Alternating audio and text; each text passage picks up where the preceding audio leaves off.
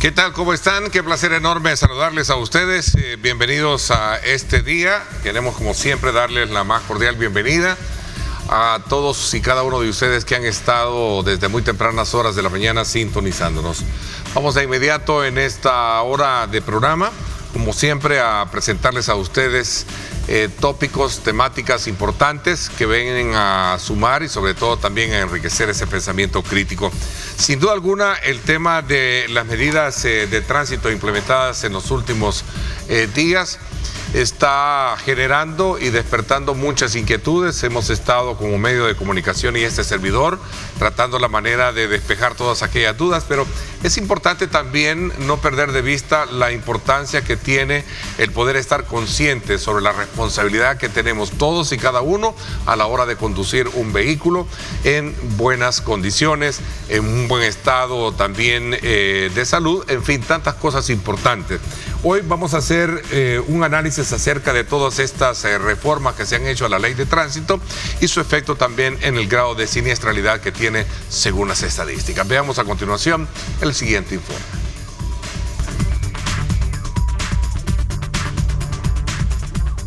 El Salvador ha puesto en marcha importantes reformas en la ley de tránsito y en el Código Procesal Penal, con el objetivo de reducir la siniestralidad vial y mejorar la movilidad en el país.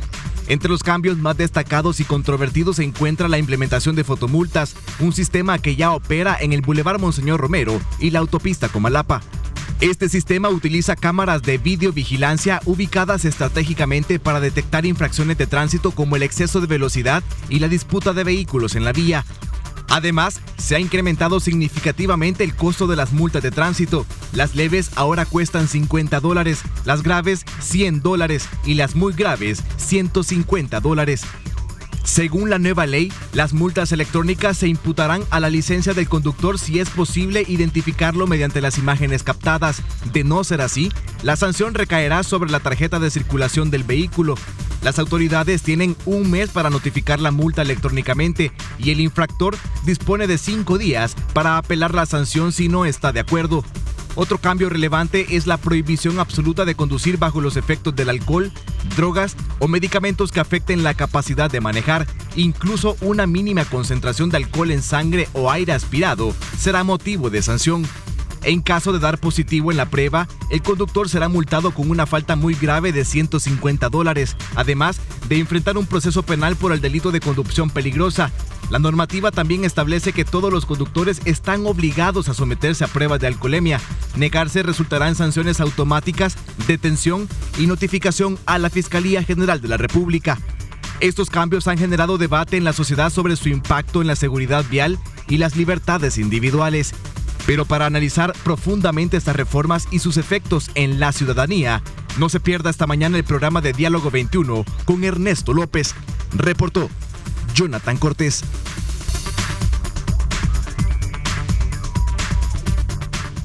Bien, gracias Jonathan. En efecto, en este día martes 14 de enero, es importante hacer una valoración con respecto a los datos estadísticos que hemos estado observando y recibiendo de parte de las autoridades, como una reducción del 27% menos de fallecidos del 1 al 13 de enero, una reducción de los siniestros viales en un 20%. Hoy, para hablar sobre este tema, hemos invitado a Ricardo Sosa. Él es doctor en criminología. Quiero darle la más cordial bienvenida a Ricardo. Gracias por acompañarnos. Buenos días, Ernesto. Muchas gracias por la invitación. Muy amable también, agradezco a Grupo Televisivo y Radial Megavisión. Deseo para la familia Safi, para cada uno de sus directores, jefaturas y todo el talento que trabaja en este grupo empresarial, que sea un año productivo, lleno de bendiciones y que continúen con ese liderazgo empresarial. A ver, ¿qué puede aportar la criminología en este tema relacionado con las medidas de tránsito implementadas? Cuéntame un poquito. No, la criminología prácticamente es importante en todos los ámbitos y el desarrollo de la humanidad. Principalmente durante los últimos 150 años, la criminología ha estado presente en las grandes transformaciones del mundo. Donde llega la criminología, donde llega un criminólogo, cosas suceden y las sociedades se transforman, porque fundamenta su estudio en la educación y en la prevención. Y en este aspecto Ernesto, la criminología tiene una subespecialidad que es la criminología vial, muy desarrollada en escuelas criminológicas como lo son la escuela española, la escuela portuguesa y la escuela colombiana y mexicana principalmente. En ese aspecto la criminología aporta evidencia, aporta datos, aporta investigaciones, estudios, y sobre todo hay una característica fundamental que es la observación de determinadas problemáticas que afectan a una sociedad. En este aspecto, las reformas generadas el año pasado en relación a la conducción peligrosa y la Ley General de Tránsito son importantes desde el aspecto de la prevención. Yo quisiera fundamentar mi intervención esta mañana en algunos aspectos educativos y preventivos como recomendatorios. Lo primero que hay que decir es que en El Salvador, el año pasado, en el 2024, los accidentes de tránsito reportaron y se registran oficialmente 4 fallecidos diarios por accidentes de tránsito. ¿Con qué lo voy a comparar?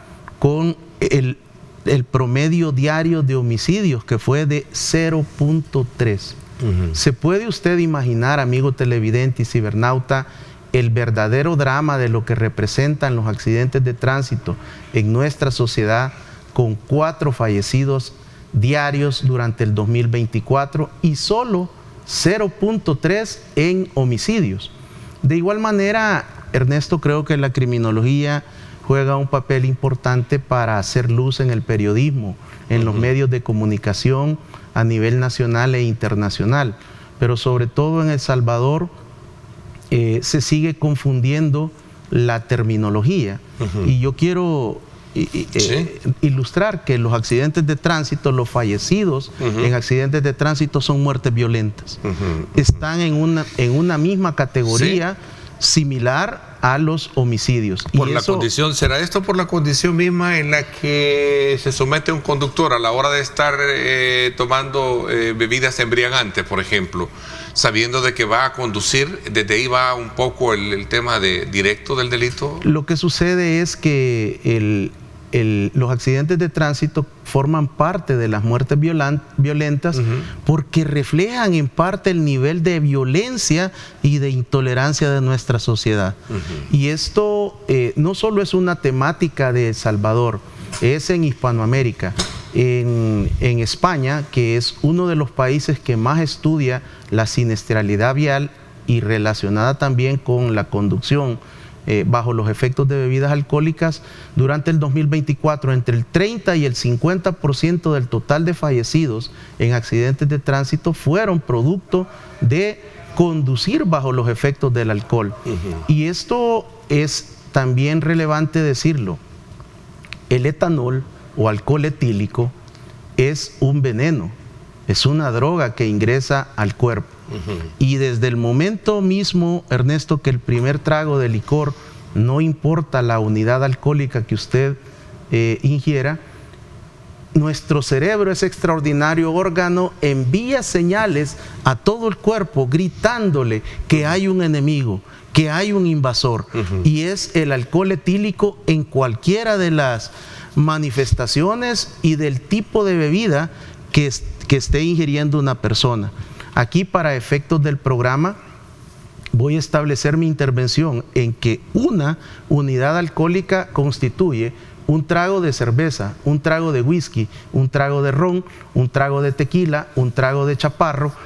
Eso representa una unidad alcohólica y existe dentro de la criminología, la ciencia forenses y la medicina legal una manera de establecer y de medir los niveles de alcoholemia. Ok, entonces, ¿existen fundamentos criminológicos entonces que en algún momento, y esa es la pregunta que creo que es fundamental poderla entender y comprender esta mañana contigo, si existen fundamentos criminológicos que respaldan el endurecimiento a estas modificaciones que han tenido las penas?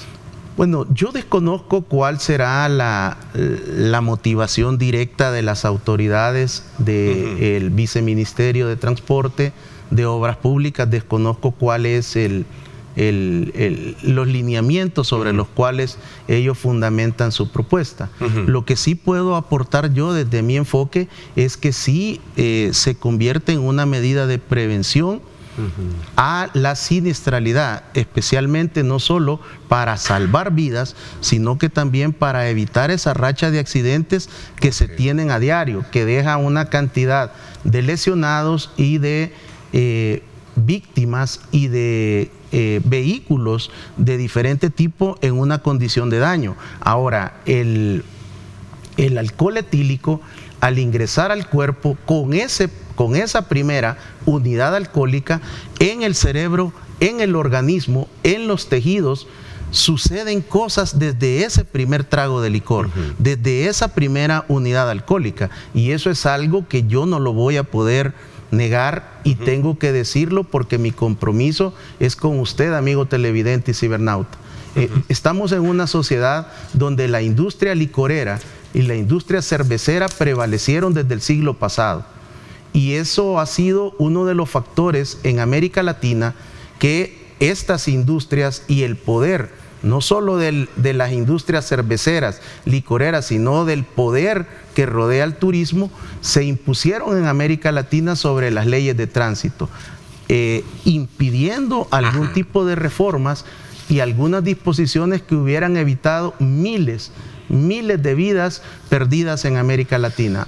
Yo considero que lo que se está en este momento legislando es un nivel de cero tolerancia a conducir bajo los efectos del alcohol. Ricardo, ¿se cumple aquel dicho popular que solo con el garrote nosotros entendemos?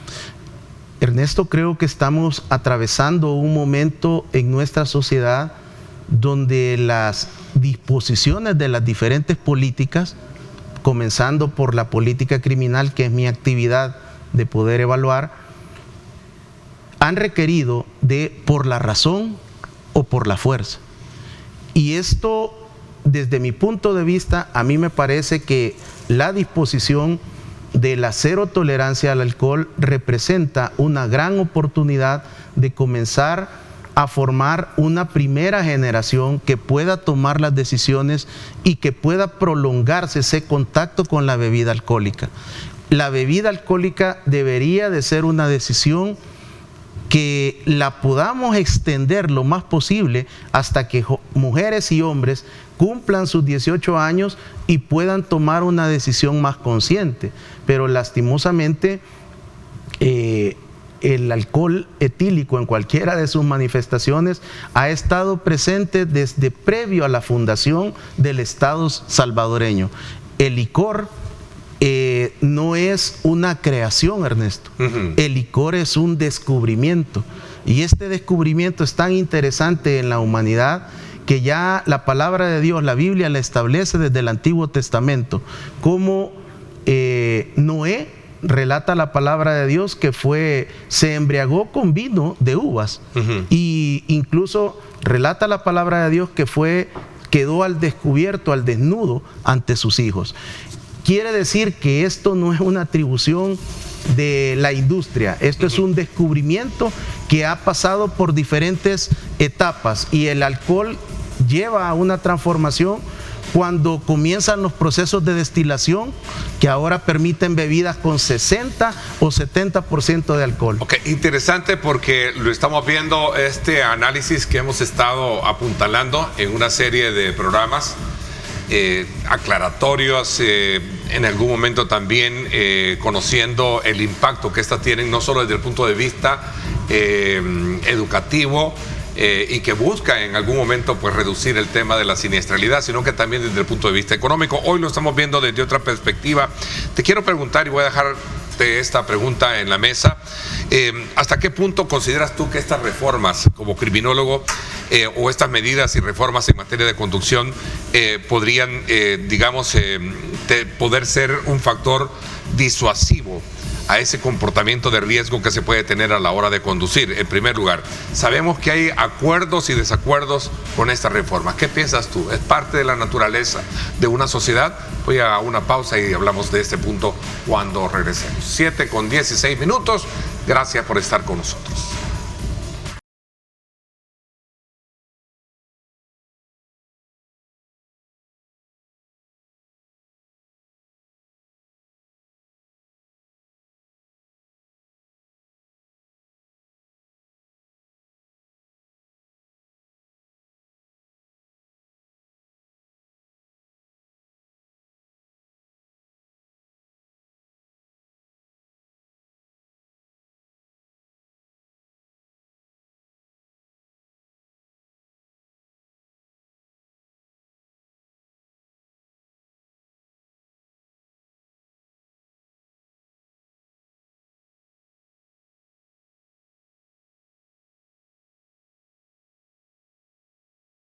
Esa calidad siempre se la mostramos a Buena Mañana cuando a usted le invitamos a que pueda seguir disfrutando de un buen café o iniciar la mañana con un buen café rico, ¿verdad? Porque rico es calidad, el café perfecto de la mañana. Disfrútelo porque rico es calidad, como usted bien lo indica. Continuamos con Ricardo Sosa, él es experto en criminología y hoy estamos haciendo una lectura desde su investidura como criminólogo sobre el efecto per se que tienen estas leyes de tránsito en materia disuasiva, en materia preventiva, en fin, tantos aspectos elementales que se han estado abordando en este mismo programa.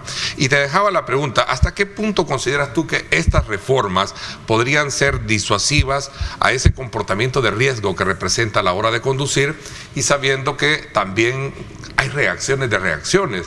Hay, digamos, sectores que están de acuerdo en esa rigurosidad y hay otros que están en desacuerdo. De hecho, esta mañana el sector transporte lo deja plasmado, transporte colectivo, en un comunicado que suscribe, publica en uno de los periódicos matutinos, donde dice, bueno, el problema es que se nos está yendo digamos, la mano de obra, que son los motoristas, porque están viendo como demasiado alto el precio que hay que pagar por una infracción de tránsito. ¿Es esto lo que tenemos hoy en día, previo de todo lo que se dio a la reforma? Y es natural, Ernesto. Creo que hemos estado en una normalización y en una regulación equivocada, donde era absurdo que aquí de 1 a 50 te ponían, te hacían un paro y te decían, por favor, continúe conduciendo. De 50 a 99, una esquela, y le decían, por favor, continúe conduciendo. Son cosas que no tengo la menor duda que estos grupos de poder vinculados al licor, a la industria del licor, lograron permear desde el siglo pasado a través de las diferentes asambleas legislativas, y se permitió esta legislación bastante absurda y temeraria. A mí me parece que tendrá que pasar un espacio de tiempo para poder organizar la sociedad, en el sentido de que en la medida que existan medidas ejemplarizantes, en la medida que la población observe la conducta firme del Viceministerio de Transporte, de la Policía Nacional Civil, de los tribunales, como el caso de esta persona que se volvió viral el 25 de diciembre, que se especuló mucho que había sido liberado, que no había sido llevado a Bartolinas, y resulta que la semana anterior se conoció que había sido parte de la audiencia en un juzgado. Y lo que me llama a mí la atención es, a través de los datos, a través de la evidencia, ahora, durante los primeros 13 días, disponemos ya de una primicia de datos que incluyen una reducción en todos los indicadores, excepto un día del 1 al 13 de enero que se registró un incremento en comparación con el comparativo interanual 2024. Para poder establecer la efectividad y comprobarlo, yo creo que deben de transcurrir de 3 a 6 meses para poder hacer una medición desde el aspecto criminológico, pero los datos que se están presentando antes de finalizar esta primera quincena indican que las medidas han logrado el objetivo de disuadir. También lo podemos observar. Se puede percibir eso, perdona que te interrumpa, y sobre todo porque, es decir, se pueden identificar entonces fortalezas pero también debilidades, digamos, en este tipo de reformas actuales. Por supuesto que hay sectores que rechazan las disposiciones, que están en contra. Hay una serie de situaciones que están rodeados de mitos y de fantasías. Okay. Por ejemplo, explícame mejor eso. El hecho de tratar de atribuir que bajar el nivel de los daños o de los riesgos que significa conducir bajo los efectos de las bebidas alcohólicas. Yo quiero decirle, amigo televidente y cibernauta, que estudio científicamente el etanol o alcohol etílico desde 1997 y yo no voy a venir a mentirle. Desde el primer trago hay un efecto a nivel del cerebro. Cuando ese primer trago de licor ingresa por la boca, pasa por el esófago y llega al estómago, allí se encuentra una enzima que se llama alcohol deshidrogenasa. Esa es la que el cerebro alerta para comenzar a limpiar del veneno que ha ingresado a nuestro cuerpo. No importa el color, no importa la marca, no importa la viñeta, no importa que le digan que beber es saludable, está usted ingresando veneno a su cuerpo. Y ese primer trago de licor dependerá, Ernesto, del metabolismo de cada persona. Dependerá si es hombre o mujer, dependerá de la edad, dependerá de cuánto había comido, cuánto alimento disponía en su estómago previo a la ingesta. Hay personas que se van a un restaurante, a una cervecería sin comer, y cuando llegan lo primero que hacen es pedir la primera unidad alcohólica. O una cena de aniversario de un matrimonio, uno de los dos no ha comido y luego se toman una copa de vino. Esa absorción de ese alcohol etílico tardará en promedio entre 5 a 12 minutos en penetrar la barrera gástrica hacia sangre. Interesante. Te voy a hacer una pregunta porque sé que muchos a lo mejor se la están haciendo. Si alguien se toma una cerveza, un trago, ¿cuánto tiempo su cuerpo la puede, digamos, digerir y en cuánto tiempo puede desaparecer a la hora de someterse a un examen? ¿Tienes ese estudio? Entre 30 a 90 minutos será el culmen, el estado máximo de ese licor en sangre. ¿En cuánto tiempo va a evacuar esa bebida alcohólica? De 6 a 8 horas. Y alguna literatura nos habla de 4 a 5 horas. Por lo tanto, no es cierto y se están... en redes sociales se emiten una serie de mitos que lo único que hacen es confundir. Que pida un café cargado y sin azúcar antes de retirarse de la cervecería, que muerda o mastique granos de café, que coma chicle, que se enjuague.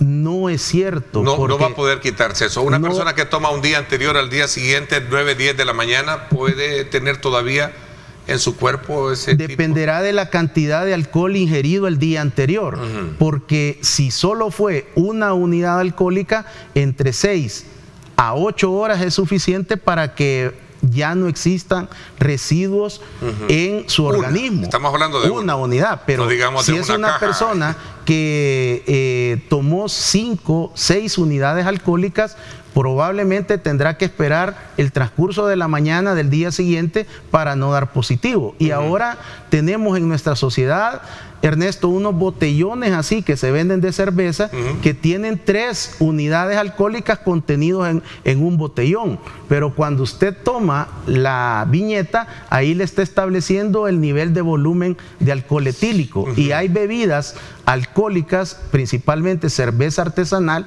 que tiene entre 12 a 15 grados de alcohol una botella. Por lo tanto, hay que tener mucho cuidado porque el metabolismo de cada persona es diferente. Sobre todo cuando se trata de ver el tema de que hay 0 tolerancia, es decir, no es que salga 1, 2, 3, 4, 5. En este momento la legislación en El Salvador es 0. Y eso quiere decir que no se debe de conducir, no se debe de tomar licor, ningún tipo de bebida alcohólica, porque si usted va a conducir. Y sí hay un efecto a nivel de cerebro y hay un efecto a nivel de organismo con una bebida alcohólica. Que puede provocarle un accidente. Aquí hay una pregunta que muchos se hacen, es bueno, si el énfasis, y creo que lo veo acá, con respecto al tema del alcohol, es que no es una de las únicas causales, que de acuerdo a los expertos también, acarrea la siniestralidad en el país. Tenemos la distracción, tenemos correr a excesiva velocidad, en fin. Pero dice acá, ¿por qué en algún momento no se hizo un estudio, a lo mejor directamente para ver, digamos, el tema del consumo de bebidas embriagantes o drogas, antes de poner una exagerada, digamos, un exagerado precio a las multas que a lo mejor no van acorde al salario mínimo? Esta es una de las preguntas que se hacen. Son de los aspectos que yo no estoy en la capacidad de responder. Creo que ustedes en los diferentes programas han tenido al señor ministro, al señor viceministro, para conocer los criterios, al señor director. Son ellos los que tienen que responder estas interrogantes. Yo me enfoco en un criterio técnico y lo único que le puedo decir, Ernesto, es que una persona que ingiere bebidas alcohólicas y luego toma el volante tiene 9 veces más riesgo de cometer y de tener una siniestralidad vial. Ok, Ricardo, el modelo educativo por la cual nos formamos nosotros, los conductores, todos, incluyéndote a ti, ¿realmente ha sido garantía para poder de alguna manera no estar hablando de este tema esta mañana, por ejemplo, o verdaderamente debe ser un énfasis importante a la hora de formar conductores? Por supuesto, debemos de trascender a un nivel de educación desde la primera infancia sobre lo que es la ley, el reglamento de tránsito, una educación vial y por supuesto no descuidar la temática de las drogas, de los estupefacientes y del alcohol etílico, cuál es el efecto que genera en el cuerpo al conducir un vehículo. Creo que es una gran oportunidad que podamos romper esos mitos de una sociedad que no queremos hablar de frente, no queremos abordar los verdaderos problemas que afectan a nuestra sociedad, pero nuestros hijos, sus hijos, los adolescentes, los niños, las adolescentes están siendo atacados por una serie de pensamientos, por una serie de juicios, por una serie de tecnología, incluso por potestades de Satanás, el diablo, que les dice incluso que se suiciden. Y nosotros vamos a venir con una situación que no queremos abordar de frente y de una manera técnica y desde un enfoque multi e interdisciplinario estas problemáticas. Creo que son grandes oportunidades, por lo cual yo agradezco a Grupo Megavisión esta invitación y este espacio. Sé que es breve, pero deja un mensaje. Lea, investigue. Si necesita documentación, escríbame a mis redes sociales y yo le voy a compartir artículos académicos. Te agradezco, Ricardo, que nos hayas permitido conocer desde la perspectiva criminológica este tema como complemento de lo que hemos venido haciendo en una serie de entrevistas. Gracias. Muchas gracias, Ernesto. Te agradezco muchísimo. Vámonos a la pausa.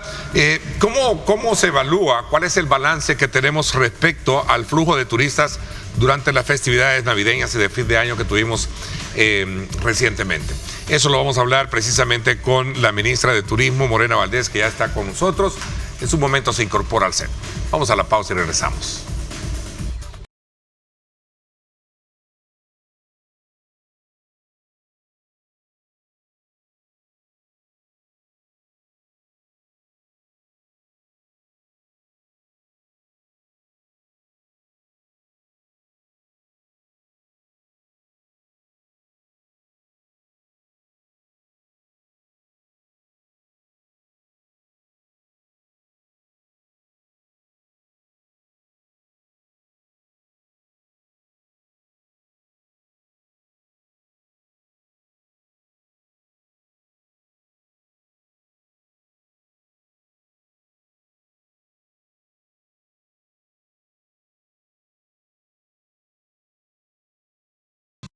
Bien, muchísimas gracias por continuar con nosotros en esta mañana de día martes. Sin duda alguna, el tema del turismo sigue siendo una de las más grandes apuestas a las que el gobierno ha logrado mantener y sustentar y proyectar. Lo hemos visto a partir de una serie de proyectos y eventos que han estado encaminados a colocar al país bajo esa vitrina. Hoy vamos a hacer un análisis, un balance sobre las actividades que ha tenido precisamente con motivo de las fiestas de Navidad y fin de año con la ministra del ramo, Morena Valdés, que nos acompaña esta mañana en nuestros estudios. Ministra, ¿cómo está? Qué gusto tenerla acá de nuevo. Buenos días, Ernesto. Siempre es un gusto estar contigo. La verdad que siempre agradecida con el Grupo Megavisión por estos espacios que nos dan para poder contarle a la población salvadoreña todo lo que está pasando en el sector turístico, como lo que tú has dicho exactamente. Bueno, nos trae siempre buenas noticias y siempre nos trae una buena sonrisa, ¿no? Así es. Muy sonriente siempre, hay que andarlo así, ¿no? Hay que sonreír, sobre todo en este sector que es de servicios, ¿sí? Y obviamente de atención al cliente y el turista. Precisamente la primera cosa que dicen que el salvadoreño somos muy sonrientes, muy cálidos, pero entonces ahora ya venimos con datos, con números, con respaldos para ver qué es el reto que tienen ahora, que tenemos todos los salvadoreños para hacer este sector realmente pujante económicamente. ¿Tuvimos una buena temporada? Tuvimos una buena temporada. El año pasado cerramos con 3.956.794 visitantes internacionales. Importante decir que de estos 3.9 millones, 80% son turistas. ¿Qué quiere decir esto? Que 3.2 millones de estos visitantes se quedaron más de una noche. Esto es importante decirlo. Y un 20% son excursionistas. Quiere decir que 777.000 personas hicieron una excursión de un día a El Salvador. Por ejemplo, nuestros vecinos guatemaltecos a veces vienen a algún municipio o algún destino del Ruta de las Flores, o van a Coatepeque, o van directamente a las playas de la Libertad, que les quedan más cerca a las playas de la Libertad a ellos que su propia playa, o los hondureños vienen a la parte norte de Chalatenango a hacer excursión, o a las playas del oriente del país. Es decir, tuvimos 3.9 millones de visitantes, crecimos un 17% más respecto al año 2023, e importante decir que hemos crecido más en turistas que en excursionistas también este año 2024, de donde vinieron precisamente estos visitantes internacionales, un 39% de Estados Unidos, un 26% de Guatemala. Importante decir que crecimos de parte de los guatemaltecos la visita. Eso es importante porque quiere decir que tienen precisamente una gran confianza en El Salvador. Un 16% de Honduras, también crecimos. Ahí estamos viendo precisamente la gráfica, ahí está.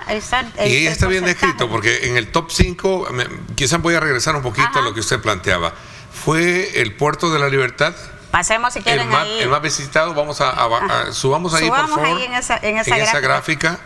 Fue el más visitado, ¿no? Yo tuve la oportunidad de estar el fin de semana, por cierto, el fin de semana me pareció muy interesante. Así es. Ver la afluencia. Obviamente estamos pasando la temporada, ¿no? Es una de las temporadas que más nos visitan. Ojo, el centro histórico fue también uno de los más visitados. Estoy viendo acá que la Vinaes. Exactamente, la Vinaes. Sunset Park es el otro sitio más visitado de nuestros sitios públicos. Cerro Verde es uno de los más visitados. El volcán Ilamatepec y el volcán de Izalco son los volcanes que siempre buscan los visitantes internacionales. Este es el hit de visita de la temporada. Exactamente. Y además importante decir que esta vez también nosotros hemos visto más personas interesadas en hacer turismo de aventura. Entonces eso quiere decir que El Salvador se está posicionando a través de Surf City, que son nuestras playas, en donde hemos hecho todo un trabajo también articulado con todas las instituciones del presidente Bukele para desarrollar torneos internacionales de surf, que ya vamos a hablar de eso. Que viene en 2025, pero que estos nos han recomendado para hacer escalar un volcán. ¿Cuál es la diferencia entre el excursionista y el de aventura? No sé. El turista puede ser de aventura, puede ser el turista que prefiere la cultura, que prefiere visitar un pueblo, que prefiere ir en familia también a una playa que no sea precisamente para surfear, sino que sea una playa que pueda estar con toda la familia. El excursionista es aquel que solo viene un día y se regresa ese mismo día. Esa es la diferencia, ¿verdad? Entonces sí hemos tenido también muchos visitantes en nuestros parques, 12 millones de visitantes a nuestros parques nacionales, un 14% de crecimiento también, y solo en la Villa Navideña, que lo veíamos ahí en la gráfica, tuvimos 2.5 millones de visitantes. En la vía navideña fue un hit. Fue un hit. Ya vamos a terminar. Quiero hacerle una pregunta porque sé que a lo mejor muchos se la están haciendo. Es una pregunta que va concatenada a todo este plan de reformas que han tenido las leyes de tránsito. Sobre todo cuando sabemos que la gente o la mayoría que cuando visita un país o visita un lugar llega a disfrutar independientemente si se toma 1, 2 o 3 cervezas. ¿Ha tenido algún impacto esto en el quehacer de la actividad del rubro? No, y decirte restaurantero. Y decirte que, por ejemplo, en nuestros parques todos son 0 alcohol. De acuerdo, pero la libertad, por ejemplo, playas. Por ejemplo, en nuestros parques todo es 0 alcohol. De acuerdo. Y decirte también que obviamente también los empresarios de restaurantes empezaron a acercarse y decir, bueno, ¿qué vamos a hacer? Entonces, la mayoría han hecho promociones de conductores asignados. Sí. La mayoría también ha hecho todo un posicionamiento acerca de cómo pueden hacer para trasladarse, o también han modificado su modelo de negocio gratis, introduciendo ya esa cuestión gratis al conductor asignado, es decir, se han innovado también en eso. Yo creo que es bien importante decir eso. Hoy veíamos una estadística y lo decía el ministro de Obras Públicas en una comunicación. El día de ayer tuvimos 0 fallecidos por accidentes de tránsito. Un día como hoy, en el año 2024, el año recién pasado, habíamos tenido más de 7 fallecidos. O sea, entonces no ha tenido ningún efecto, ni tiene por qué tenerlo, según usted. No tendría. Y de verdad, también esto es algo que vamos a venir trabajando con el sector turístico. Justamente a partir de mañana, esta cartera, junto con otras instituciones, vamos a estar abordando varios retos que tenemos en el sector turístico, porque una de las cosas que nos está trayendo también todos estos visitantes es más exigencias, más orden, más limpieza, más reglas claras en el sector, en toda la cadena de valor del sector. Mañana empezamos con el rubro de hoteles, es decir, con el rubro de alojamiento, así que estas son reuniones privadas de trabajo que vamos a estar teniendo con cada uno de los empresarios de cada rubro. Como nosotros tenemos 5 grandes rubros, que es alojamiento, donde están hoteles, hostales, alimentación, donde tenemos a los restaurantes, cafeterías, etcétera. Vamos a estar trabajando con ellos. Vamos a ver, bueno, el 2025 esta es la tendencia. Vamos a ver cómo mejoramos el servicio, vamos a ver cómo nos adaptamos también a la nueva realidad que estamos teniendo. Con otro rubro que vamos a estar trabajando es con los sitios turísticos, tanto privados como públicos, también con los guías turísticos, turoperadores, agencias de viajes y transporte turístico. ¿Por qué digo esto? Porque obviamente El Salvador cambió, el turismo de El Salvador cambió. Hoy nos exigen más.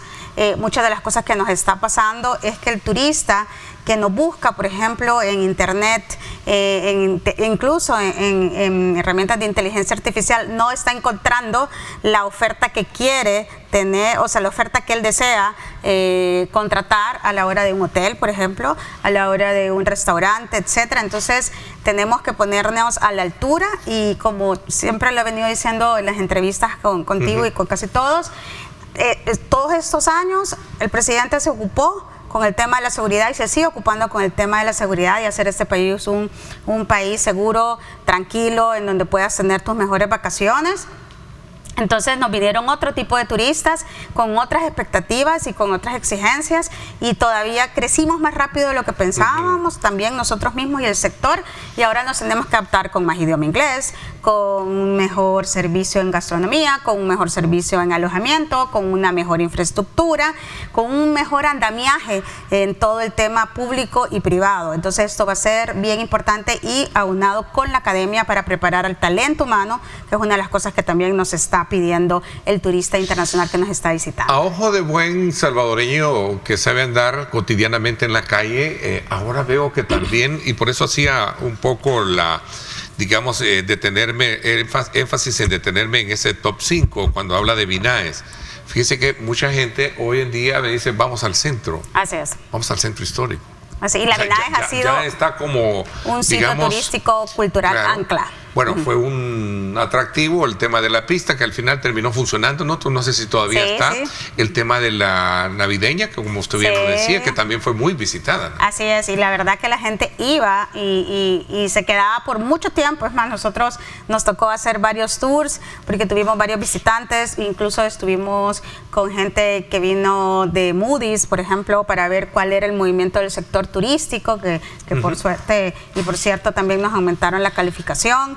Vinieron varios también del CAF, que hicieron su directorio anual aquí, precisamente en el centro histórico. Vino ONO Turismo. Ahí están esas imágenes en diciembre de este año, que precisamente vino a lanzar la guía del inversionista del Salvador, en donde estamos trabajando precisamente con ellos, con ONO Turismo y CAF y con otras agencias multilaterales, la atracción de inversión, porque voy a insistir, aquí ahora el gran reto es la infraestructura turística pública, una mejor infraestructura en todos los rubros de la cadena de valor del sector, es decir, necesitamos más empresarios con visión. ¿Será el énfasis de la reconversión que está sufriendo todo el centro histórico, fuera ventas y que se entre a un rubro más... Pero eso no solo no solo en el centro histórico, estamos hablando en todo el territorio nacional. En el caso del centro histórico muy específico, estoy viendo que están cambiando los giros comerciales, así es. Muchos negocios. ¿Es esto? Y además buscando siempre también hacia la formalidad, porque lo que necesitamos, porque al final veía yo un análisis un saludo al doctor William Pleites, que estuvo en una entrevista en esta semana, y él decía, el turismo es la punta de lanza del crecimiento económico, pero para ello necesitamos que todos nos pongamos en esa sintonía, porque ya vienen los visitantes, ofrezcámosle el mejor servicio, tengamos mejores empresas responsables con el medio ambiente, con un mejor servicio, con un mejor talento humano más capacitado, que pueda hablar varios idiomas. Tuve la oportunidad de ver eso, pero también hacía énfasis en algo que me llamó mucho la atención y le traslado esa pregunta. ¿Estamos creando un turismo para quién? ¿Para afuera o para el de adentro? Para ambos, porque precisamente todos nuestros visitantes en nuestros parques, más del 70% son nacionales, y además nosotros, por eso digo, es un andamiaje y es un ecosistema en donde lo público y lo privado tienen que ir de la mano. Como dice el presidente, lo público tiene que ser tan bueno o mejor que lo privado, porque entonces ahí tenés esas opciones. Nosotros estamos trabajando varios proyectos que tienen que ver para poderle ofrecer a toda la población salvadoreña y a los visitantes internacionales. Esa reconversión y esa adaptación que debe de tener el empresario, ¿qué facilidades tiene? ¿Cómo se está llevando a cabo? Y con usted lo hemos conversado, especialmente porque hay muchos, y un abrazo para ellos, a toda la diáspora, a todos los salvadoreños que están por el mundo, que nos ven, que nos sintonizan. Sabemos que su anhelo, su mayor sueño es obviamente haberse cumplido allá afuera, pero también regresar y poder de alguna manera dar su aporte. Cuénteme un poquito de ese. A mí me encanta hablar de eso, porque de verdad. Además nos ven muchísimo en esta entrevista. Así que un abrazo para ellos, 7:47 minutos. Vamos a la pausa y regresamos con más.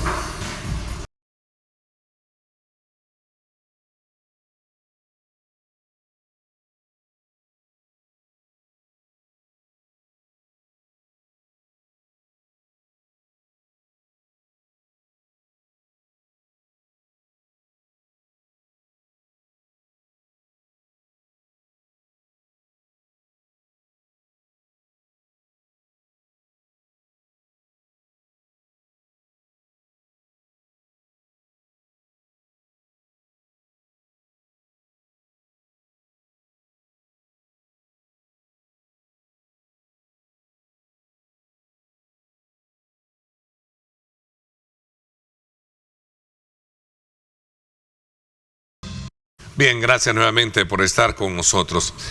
Nos habíamos quedado un poco en el énfasis de ese tema relacionado con hacia dónde queremos llegar, precisamente con una apuesta estratégica, hacia afuera o hacia adentro con un turismo, ¿no? Sí, no, importante, y lo estábamos hablando fuera del aire, que hay muchas opciones también para el salvadoreño para hacer turismo nacional y hacer turismo interno. Una de las ventajas que tenemos ahora es que nos podemos movilizar con tranquilidad.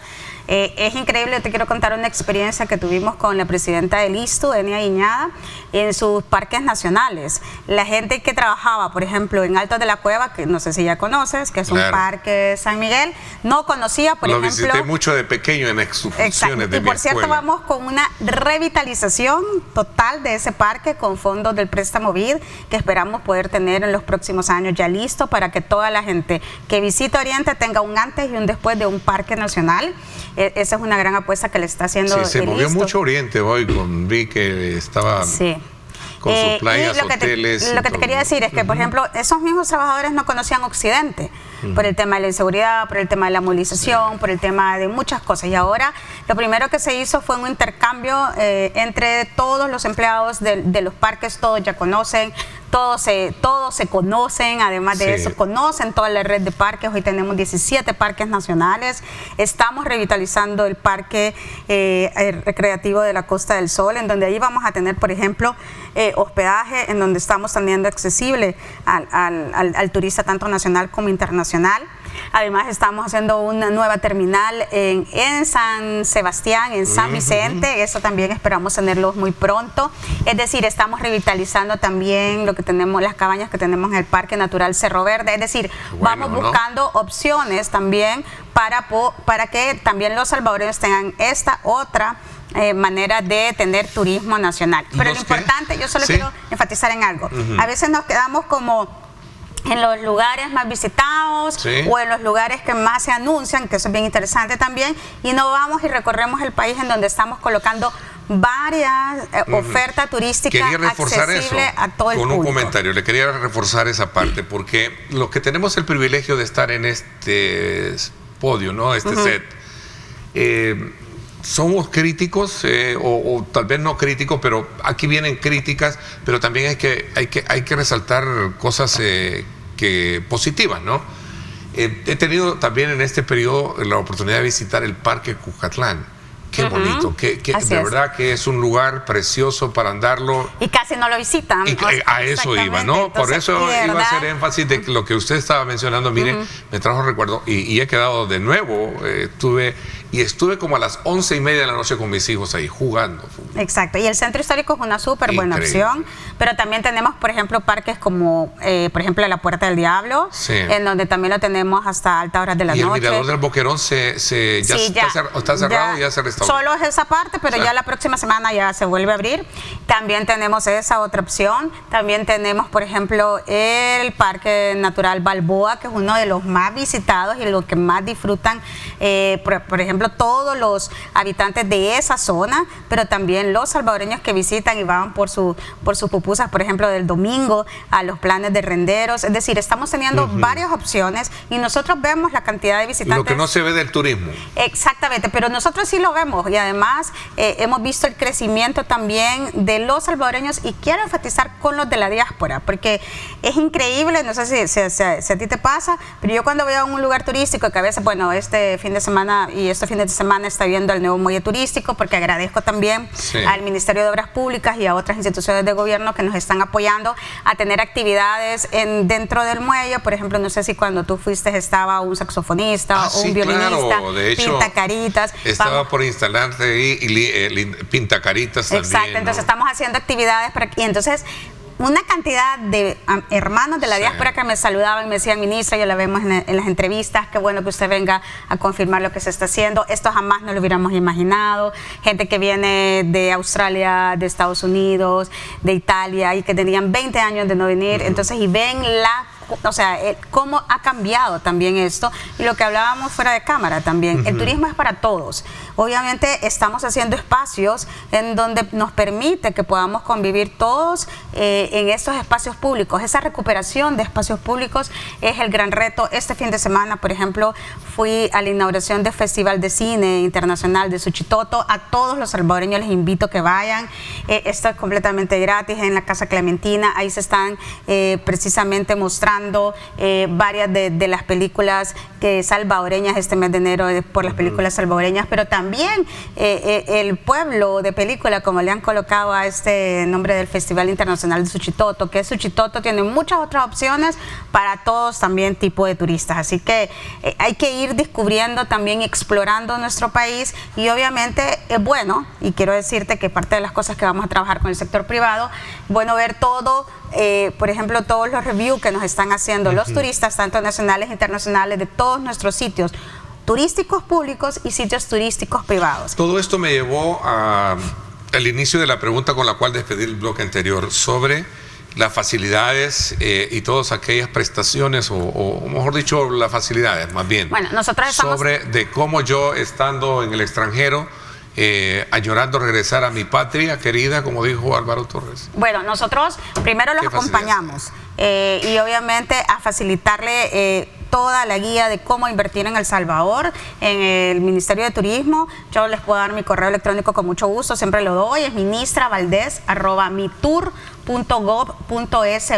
y ahí ya, dependiendo del rubro, de qué tipo de establecimiento turístico es el que usted quiere colocar. Aquí en El Salvador, muchos de nuestros hermanos de la diáspora quieren venirse a vivir ya a El Salvador en su retiro, entonces quieren generalmente poner ya sea un hotel, un restaurante, o quieren que sus hijos o sus nietos los establezcan y les ayuden, y precisamente ese es el guiado que le hacemos. También trabajamos en conjunto con Cancillería, las embajadas también es una buena opción para acercarse, o los consulados, y también con Inves, es decir, estamos trabajando en conjunto, y también les acercamos a posibles financiamientos con la Banca Nacional, que también ahí estamos trabajando. Es decir, lo importante es preguntar. A veces solo decimos no hay apoyos, pero no hemos preguntado o no me escriben. Yo generalmente siempre contesto todo, o delego a equipo, ya sea de las instituciones que le corresponden, ya sea Corsatur, Ministerio de Turismo, Autoridad de Planificación del Centro Histórico, que también está trabajando muchísimo en el tema de atracción de inversión, o el Instituto Salvadoreño de Turismo, el ISTU. Es decir, estamos trabajando en conjunto. Tuve la oportunidad también de estar en el oriente del país. Vi la presencia de mucho hondureño. Sí, ha crecido bastante la visita del hondureño y del guatemalteco. Ese es el que nos hizo más visitantes internacionales. Acá, pero allá vi más. Pero los hondureños van mucho a la parte norte, de Morazán, Golfo, pero van muchísimo a las playas. Les encanta toda la parte del Golfo. A todos los amigos empresarios turísticos de la zona del Golfo y también de las playas que tiene el Cuco, Flores, Hawái. Punta Mango, bueno, este fin de semana. Hawái, ¿verdad? Sí, el Hawái.